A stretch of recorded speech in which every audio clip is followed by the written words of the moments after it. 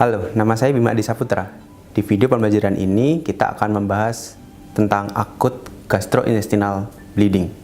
Secara khusus kita akan membahas bagaimana penanganan pada pendarahan gastrointestinal. Tujuan pembelajaran kita yang pertama adalah mendeskripsikan manajemen pasien dengan abdominal trauma. Yang kedua, mendeskripsikan atau menjelaskan manajemen pada pasien dengan pendarahan gastrointestinal. Pendarahan pada gastrointestinal dapat diartikan sebagai pendarahan pada saluran pencernaan.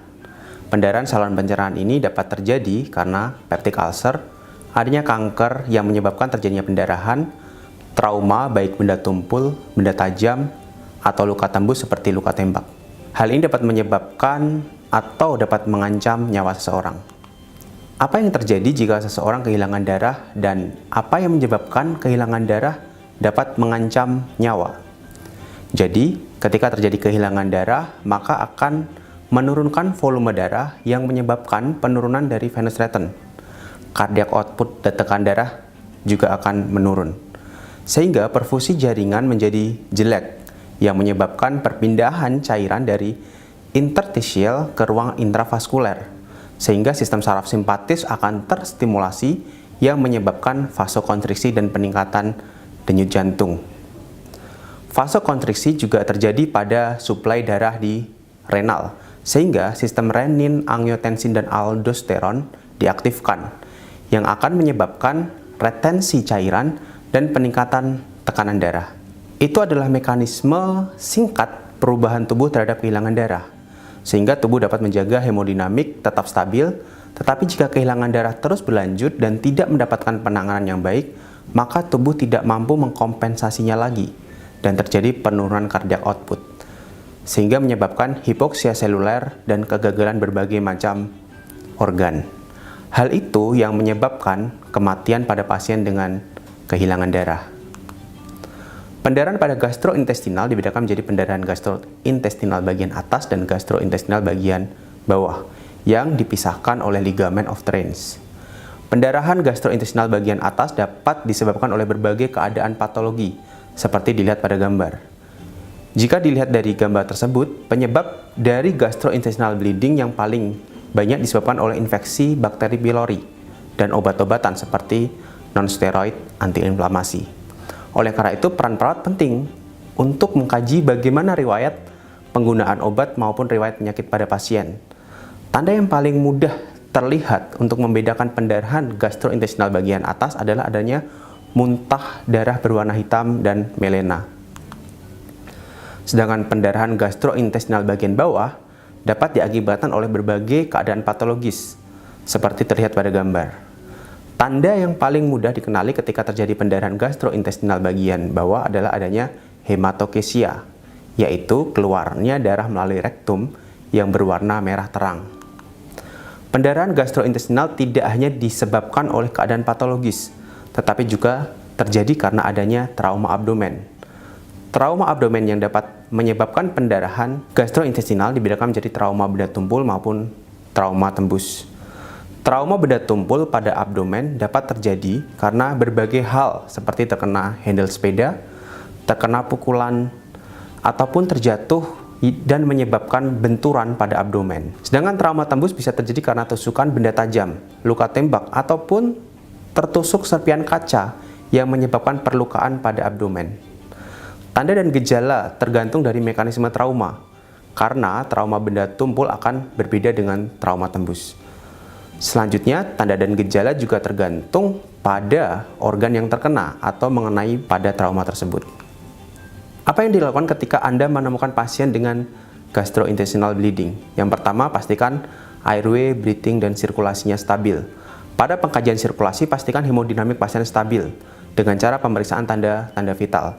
Kaji tingkat kesadaran, kaji tanda-tanda shock seperti peningkatan atau penurunan tekanan darah, peningkatan atau penurunan heart rate, penurunan nilai HB, nilai BGA yang tidak normal, peningkatan laktat dan perubahan nilai hematokrit, atau juga perubahan pada urin output pasien. Yang dilakukan untuk menstabilkan hemodinamik adalah siapkan IV line 2 jalur dan siapkan transfusi Crouch match setidaknya 2 unit darah. Berikan Resusitasi cairan kristaloid maupun koloid sesuai dengan kebutuhan pasien. Dari tabel dapat dilihat perbandingan beberapa sumber pada pendarahan gastrointestinal bagian atas. Transfusi darah diberikan jika Hb kurang dari 8 dan kurang dari 30% dari sirkulasi darah. Dari tabel tersebut, transfusi platelet diberikan ketika jumlah platelet kurang dari 50 dan dilakukan endoskopi kurang dari 24 jam untuk mengetahui sumber dari pendarahan. Sekarang kita akan melakukan asesmen dan mengidentifikasi penyebab. Kita bisa melakukan pengkajian berupa pengkajian riwayat kesehatan, pemeriksaan fisik, meliputi inspeksi, perkusi, palpasi, dan auskultasi. Pengkajian Bradford score maupun Roccal score yang biasanya digunakan pada pendarahan gastrointestinal bagian atas. Tetapi ada beberapa penelitian yang menunjukkan bahwa Bradford score dapat digunakan untuk gastrointestinal bleeding bagian bawah. Bradford score dan Roccal score mengkaji resiko tingkat kegawatan sehingga semakin tinggi nilainya maka semakin berisiko mengancam nyawa. Roccal score digunakan pada pasien yang menjalani endoskopi, karena dua komponen dari penilaian Roccal score didapatkan dari pemeriksaan endoskopi. Jadi kita dapat mengkaji early warning system, endoskopi sendiri, pemeriksaan lab, CT scan abdomen, FAST. FAST adalah assessment sonography for trauma. Itu digunakan untuk melihat adanya tumpukan cairan atau tumpukan darah di rongga peritoneum dengan menggunakan sonografi. FAST biasanya digunakan trauma abdomen benda tumpul. Selanjutnya pemeriksaan pada gastrointestinal bleeding bisa dilakukan dengan pemeriksaan pendukung yang lainnya. Dari riwayat, perawat dapat mengkaji kemungkinan penyebab dari riwayat kesehatan. Sebagai contoh ketika pasien mengkonsumsi aspirin atau obat-obat non-steroid antiinflamasi seperti ketorolak, maka kemungkinan atau dimungkinkan pasien akan mengalami pendarahan karena peptic ulcer, sehingga perawat dapat menyusun intervensi dan mengedukasi pasien untuk menghindari faktor-faktor resiko yang menyebabkan terjadinya pendarahan. Penanganan gastrointestinal bleeding dapat berupa terapi cairan, transfusi darah atau platelet, pemberian oksigen, memasang NGT jika tidak ada komplikasi, pemasangan kateter urin jika tidak ada kontraindikasi, pemasangan balon tamponade untuk mengatasi pendarahan pada saluran gastrointestinal bagian atas, terutama bagian esofagus. Persiapkan ET jika pasien mengalami syok, lakukan endoskopi untuk mengetahui penyebab, dan juga dapat digunakan untuk menghentikan pendarahan. Jika penyebab diketahui dan membutuhkan tindakan pembedahan, maka dapat dikirim ke ruang operasi. Memonitor secara ketat tanda-tanda vital dan tanda-tanda kegawatan. Jika terdapat luka tembus yang berupa benda tajam, maka stabilkan objek dan stabilkan hemodinamik pasien, dan segera transfer ke ruang pembedahan. Adapun diagnosa keperawatan yang mungkin muncul serta intervensinya dapat dilihat pada tabel berikut. Berikut adalah nursing diagnosa dan intervensi yang mungkin muncul pada akut gastrointestinal bleeding. Terdapat beberapa algoritma yang dapat dipakai untuk mempermudah kita melakukan mapping pada gastrointestinal bleeding. Yang pertama, tetap pastikan airway, breathing, dan sirkulasi stabil. Pastikan akses intravena untuk pemberian terapi cairan atau pemberian transfusi darah jika dibutuhkan.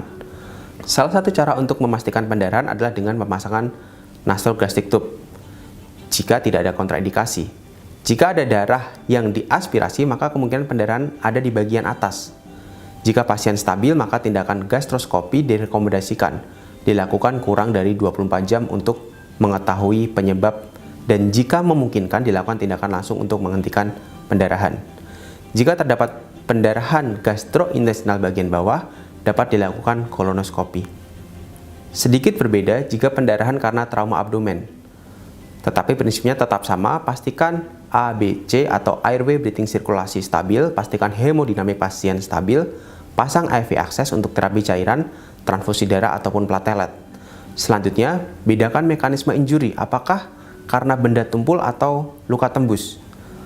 Jika luka tembus dan ada tanda-tanda shock, peritonitis, hipotensi, episklerasi, protergia, hematuri, maka segera dirujuk ke ruang operasi untuk menghentikan pendarahan.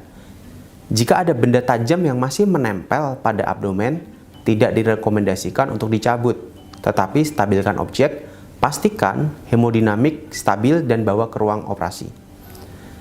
Jika episklerasi terjadi, maka tutup luka dengan balutan dan bawa ke ruang operasi. Jangan memasukkan kembali organ pasien yang keluar dari dalam tubuhnya. Jika trauma benda tumpul, Masih tetap sama, pastikan airway, breathing, dan sirkulasinya dalam keadaan stabil. Kaji tanda-tanda syok, kaji mekanisme terjadinya trauma untuk memprediksi organ mana yang berdampak dan seberapa parah trauma tersebut berdampak pada pasien. Setelah itu lakukan pengkajian FAST, yaitu Focus Assessment Sonography for Trauma. Dulu masih banyak menggunakan DPL atau Diagnosis Peritoneum Lavage, tetapi sekarang beberapa tempat masih lebih suka menggunakan FAST karena prosedurnya lebih mudah dilakukan. Jika hasil FAST positif dan ditandai dengan adanya syok, maka segera kirim ke ruang operasi. Jika FAST negatif dan masih terdapat tanda-tanda syok, maka perlu dievaluasi lagi kemungkinan penyebab pendarahan selain di abdomen. Penanganan yang pertama dalam menangani gastrointestinal bleeding adalah dengan menstabilkan hemodinamik pasien. Sambil mencari tahu penyebab dan lokasi pendarahan, peran perawat sangat penting dalam memantau secara ketat status hemodinamik pasien. Untuk menstabilkan hemodinamik, Anda dapat menggunakan guideline seperti ini. Beberapa yang harus kita perhatikan adalah perhatikan perfusi, oksigenasi, dan pertahankan HB, mencegah koagulopati dan menghindari disseminate intravascular coagulation, yaitu kondisi di mana terjadi pembekuan darah pada pembuluh darah kecil. Sekian video pembelajaran tentang akut gastrointestinal bleeding. Sampai jumpa di video pembelajaran selanjutnya.